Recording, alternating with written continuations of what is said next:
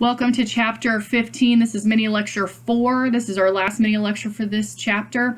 So we've talked a little bit about herbicides and why we use them and how we use them, but now we're going to look into the management and government side of things. So the first thing that we're going to talk about is the EPA approval of herbicides. So the EPA stands for Environmental Protection Agency. And Scott Pruitt, who is the secretary of the EPA right now, he oversees all of those processes. So for a new herbicide to come intact or to come on the market, has to be evaluated for many different aspects that might happen once the herbicide is being put on the ground. So human health issues, animal health issues, the environment, is it going to target non-target plants?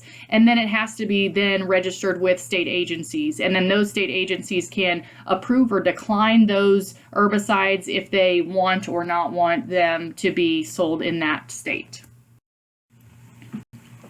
So when we're looking at a herbicide label, these are some aspects of that label that will be on there. So we'll look at the common name. So a common name like Roundup Ready, the type of pesticide that it would be, classification, the ingredients that are in there, the first aid portion, so warning and precautions, the routes of entry, how to put that herbicide on the field or on the plant. It'll also have some hazards. So if it's hazardous to humans or domestic animals, it'll tell you that. It'll also tell you what to do if you get it on your clothes or your skin or you're in your eyes, whatever that might be. And it's going to tell you to call poison control, more than likely if you get it in or on your skin or on your eyes. Now let's look at how herbicides kill or injure plants. So there's a lot of different modes of action that can happen with different herbicides, and some big ones that we see are growth regulators. So they stop the growth very, very quickly. Amino acid synthesis inhibitors, so it'll stop those amino acids from synthesizing. Photosynthesis inhibitors, so it'll stop those leaves from being able to photosynthesize. And these can be either selective or non-selective depending on what herbicide you're choosing. And the mode of action is just going to describe that biochemical mechanism through those herbicides to kill those certain types of plants.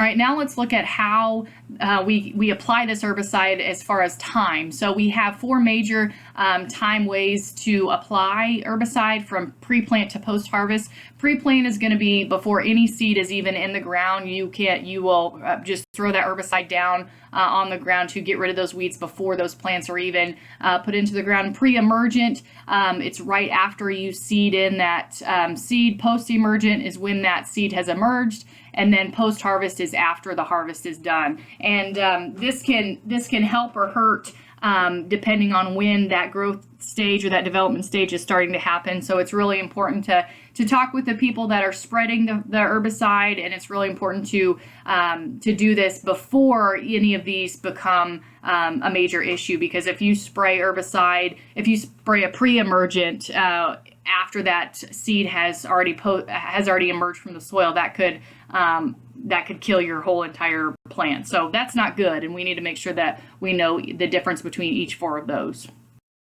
So how does herbicide become resistant? Well, this has become more in light with how we utilize herbicide in the United States. So it's just that way that tolerance of that herbicide by the weed species were once susceptible to that weed. So now there's more than 100 weed species that have developed herbicide resistance. So that means that we might be spending way too much money on herbicide that's not really doing the job. So how does that happen? First, here's on that graphic there, the top left square that you see. This is just a weed population before anything has been thrown down on it, and there's one plant in the middle there that has a resistance to a herbicide. So let's say we don't know that, we are going to spread herbicide anyways, and then we spread it. Everything around that plant dies, but that plant in the middle there is then herbicide resistant. So what happens? That plant will then start that vegetative reproduction and develop new offspring. And so time after time, those resistance weeds will become predominant and effectiveness of that herbicide will not work. And so it's important, again, to crop scout, to know what kind of weeds you're dealing with, and to pick the right type of herbicide to make sure it is it's doing its job. So here are 5 different cultural practices that you can do to help maintain and help lower that herbicide cost. Crop rotation is a huge one. Plant population, so not planting too less of a plant. Cover crops are great. Planting dates, and then companion crops, like we've talked about.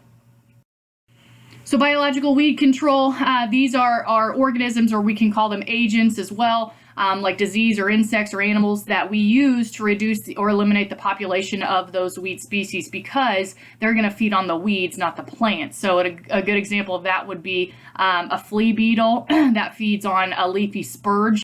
So if that happens, if we're planting any like a corn plant, it's not going to feed on that corn plant. It will feed on that weed that it wants to eat, that leafy spurge.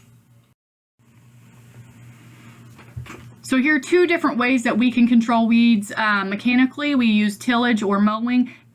Tillage is mostly used by organic farmers. Some conventional farmers will do this too, but organic farmers, since they can't use herbicide, have to use mechanical means. This is used by just uprooting those weeds, and it can be really effective on small seedlings. So if you're crop scouting, you can really catch this early. Or we could mow it, and that's just going to stop that weed from going to seed and then dispersing, 15,000 seeds into the ground, and it's going to also stop those weed reserves from uptaking and starting to be invasive. So these are just 2 ways that we control weeds by tillage. That on your left side there is a field cultivator, so you can see in between the rows of that corn, that field cultivator will go through and dig up those weeds, and then on your right hand side, a rotary row will kind of do the same thing, but in different types of spaces.